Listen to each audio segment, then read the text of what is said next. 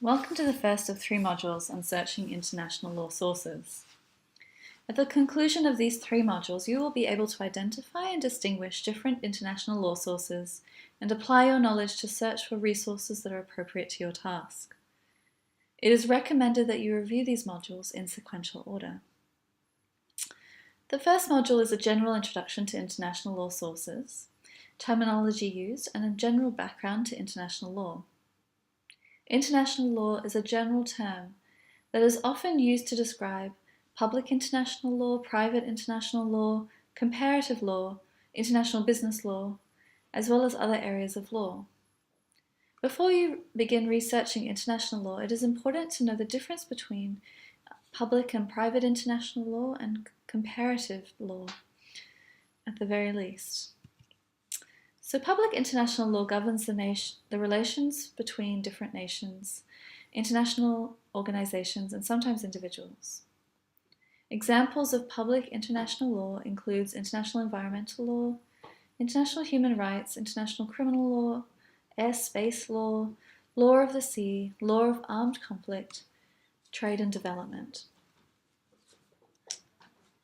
In contrast to that comes private international law, which is a body of rules that is used to resolve legal disputes between private individuals who cross international boundaries.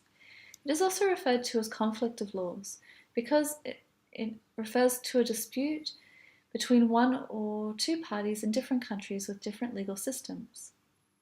Private international law helps the court determine which country's substantive law should be used to decide the matter. Although part of international law, it is in fact a body of domestic law, and each country has its own set of private international laws. Common issues that form a part of international private law are divorce law, succession law, contract law, recognition of judgments, and bankruptcy. Although private international law is a domestic body of law, a lot of work has been done by various international bodies to try to harmonize private international laws around the world. This harmonization effort is designed to minimize the impact of international legal disputes, and in so doing to promote international trade and commerce. Different again is comparative law, which is the study of the similarities and differences between the laws of 2 or more countries, or between 2 or more legal systems. Comparative law is not itself a system of law or a body of rules, but rather a method or approach to legal inquiry. Looking to sources of public international law, the classic list of international law sources are stated in Article 38 of the Statute of International Court of Justice, which has been adopted by nearly every country in the world as members of the United Nations. If you don't already know, the International Court of Justice is the principal judicial organ of the United Nations, and its decisions tend to be followed by other international courts. Its decisions, therefore, have great influence for international legal scholars and jurists. The court, whose function is to decide in accordance with international law such disputes as are submitted to it, shall apply international conventions, whether general or particular, establishing rules expressly recognized by the contesting states, international custom as evidence of a general practice and accepted as law, the general principles of law recognized by different nations, and subject to the provisions of Article 59, judicial decisions and teachings of the most highly qualified publicists of the various nations, as a subsidiary means for the determination of rules of law. Although there is no formal hierarchy among these 4 sources, in practice the order of importance is generally accepted as international conventions being first, customary international law second, principles of law third, and previous decisions and scholarly works as fourth. Considering each of these 4 sources of international law in turn, and some of the terminology relating to each will assist you with your legal research. Firstly is international conventions. These are agreements between states. The term international convention is used interchangeably with other terms such as international treaty, international agreement, compact, charter, or contract between nations.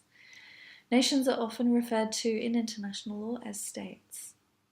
International conventions or treaties are binding instruments governed by international law. They are defined as an instrument, an international agreement concluded between states in written form and governed by international law, whether embodied in a single instrument or in two or more related instruments, and whatever its particular designation. In fact, international organizations can also enter into treaty agreements in accordance with the Vienna Convention on the Law of Treaties between States.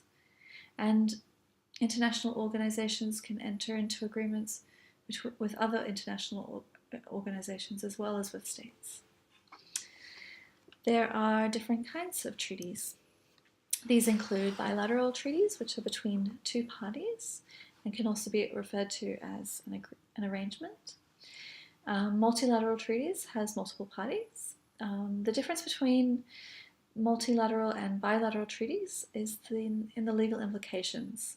So if one of the parties breaches their obligations in a bilateral treaty, a breach can lead to one of the parties terminating that treaty. In a multilateral treaty, a breach between two parties may change the status of the legal obligations, but the treaty would remain in force between all the parties who are not in dispute with one another. Some terms that also assist you to conduct legal research include signatories. So these are the states who have signed the treaty. States that enter a treaty that was already in force are said to have acceded to that treaty. Ratification comes after signing, so that involves the adoption or enactment, which begins the legal obligation between the signatory states. Some states may make a formal declaration that upon signing the treaty, it's conditional on the modification or amendment of one or more of the provisions of the treaty. These are referred to as reservations. Entry into force is the date the treaty becomes operational. Sometimes these treaties require a certain number of ratifications before they enter into force. Having that entry into force date is quite key when you're doing legal research, and being able to find that date to enable you to correctly cite the treaty. Signature and ratification need to be translated into domestic laws before they actually create rights and obligations for the individuals living in a particular country. Treaty law is nevertheless a legitimate and important influence on domestic law. In Australia, it can be used to interpret the statutes within Australia. So when a statute or piece of legislation is ambiguous, that ambiguity can be resolved by adopting an interpretation that is consistent with Australia's international legal obligations. International custom is an interesting one. So this is the second source of international law. It's also referred to as customary law, and it's the law which has evolved from the practice and custom of states. There are two components to customary international law. There's the objective part, which is the evidence of a consistent practice amongst the states. And then there's also a subjective part, which requires analysis of whether a state has acted in a certain way because they believed that they were bound by a legal obligation. The third source of international law, international public law, these general principles of law are those principles that are common to all major legal systems in the world. They're often used to interpret the administration of justice or rules of procedural fairness when there is no applicable treaty or accepted customary international law. After general principles of law, there's previous decisions, judicial decisions, and teachings of publicists. So international courts and tribunals were created to resolve peacefully disputes over alleged treaty transgressions between member states who have signed the treaty. Their decisions can be referred to as a source of international law. However, they are not part of a system of binding precedent as in common law jurisdictions.